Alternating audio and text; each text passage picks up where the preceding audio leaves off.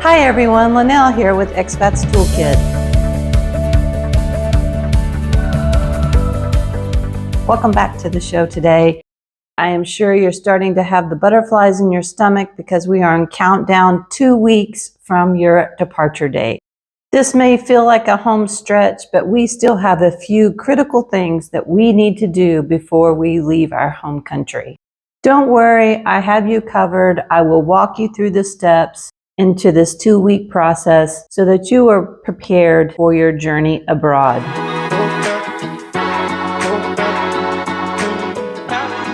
Mail does matter.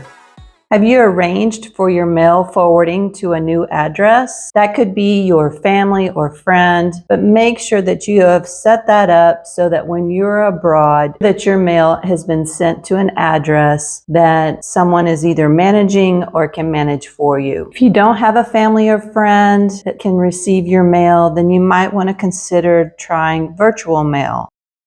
I've made a video explaining how that process works. Click the link below if you want to learn more.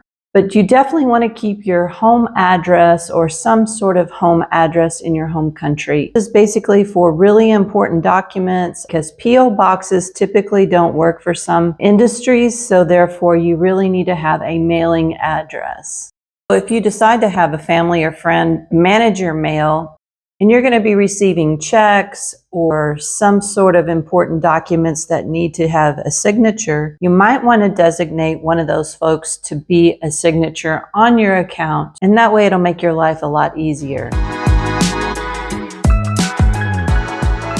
Speaking of clutter, we've talked about that in the past, of decluttering your house. You also want to declutter your documents. And what I mean by doing this is you need to store the important documents that you have up on a cloud.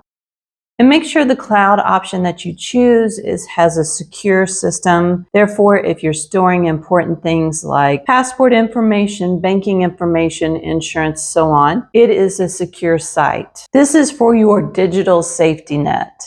And in this case, it will allow you to access the information anywhere you are in the world.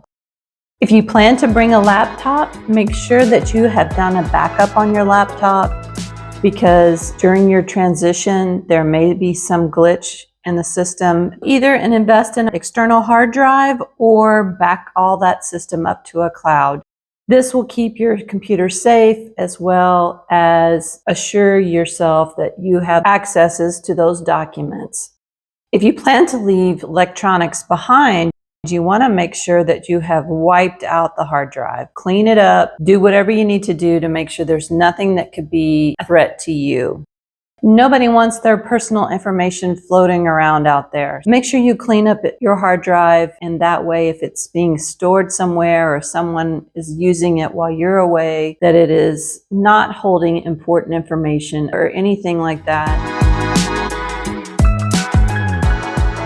Good time to double check and make sure that you've unsubscribed to the things that you were receiving on a regular basis, because as you know, you will be gone and therefore you don't want things to be delivered to your address and you're not there to receive it.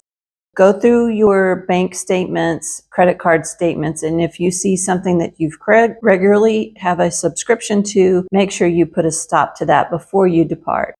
If you plan to continue that subscription, you need to make sure that it has your new forwarding address.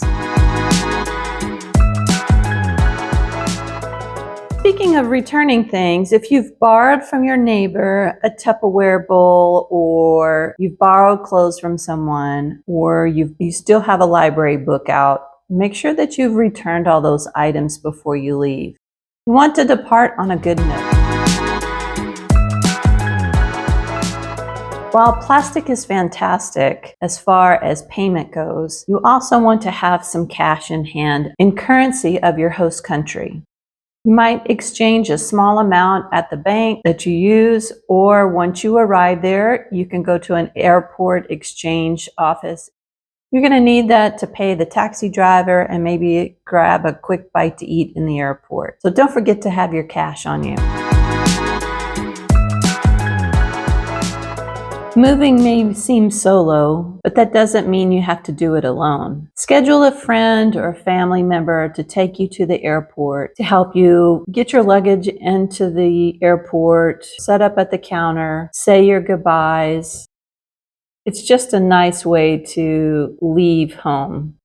A little extra muscle and moral support will make this journey go much smoother and make you feel somewhat of a relief.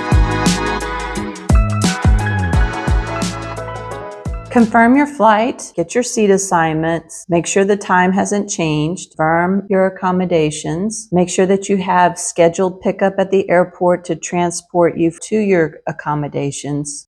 Get all those logistics confirmed because you're only 2 weeks out from your travel date. If you're planning to take extra luggage, make sure all the luggage has been weighed and meets the requirements. Also, if you're adding additional luggage or additional weight and there's a fee, go ahead and prepay that with the airline or plan some time on your arrival into the airport to take care of those logistical things. You're going to be on a long flight. You want to make sure you have some sort of entertainment that you'll enjoy.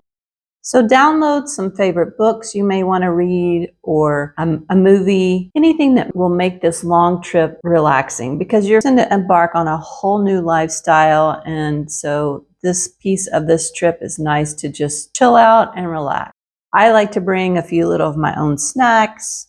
I like my compression socks, my eye masks, some air freshener spray, toothpaste, all those things. Although typically on a long flight, you get a little bag of those items, but I kind of like my own thing.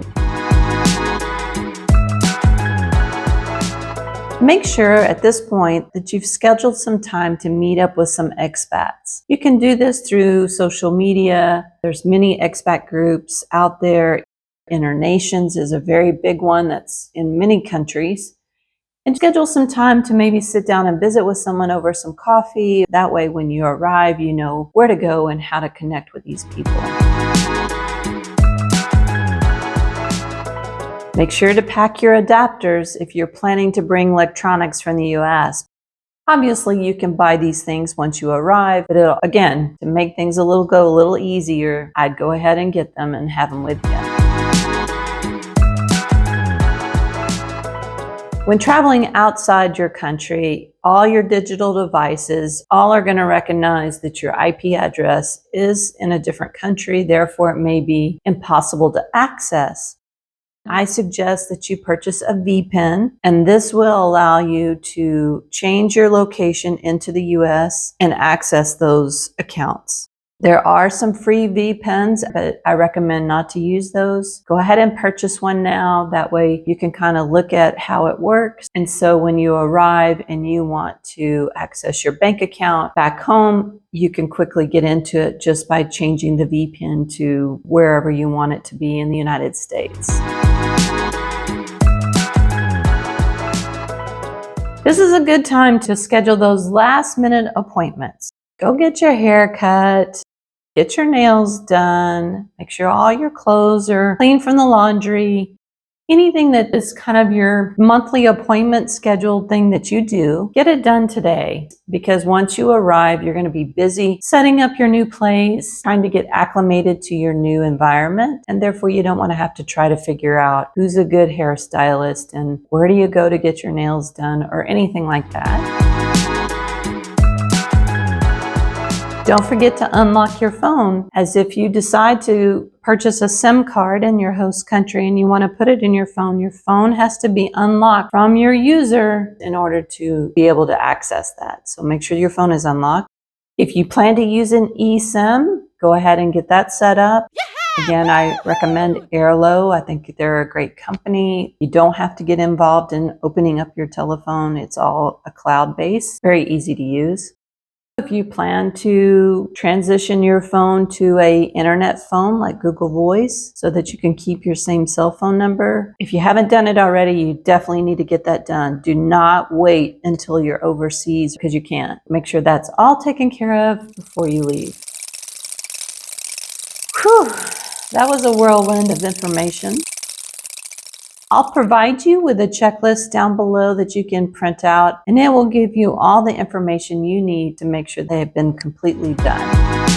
Remember, Expats Toolkit is here to help you and guide you through this process of moving abroad. I didn't have a guide to follow. I had to kind of figure it out as I went. So I'm trying to help you in this process to make it much easier. You can find many other videos about moving abroad in my YouTube channel, Expats Toolkit, that you can access here. If you found this video helpful, please give me a thumbs up, as this will let me know that you like this video. Don't forget to subscribe, as I will continue to make new videos about how to move and live abroad. Until next time, happy adventures. Thanks for watching.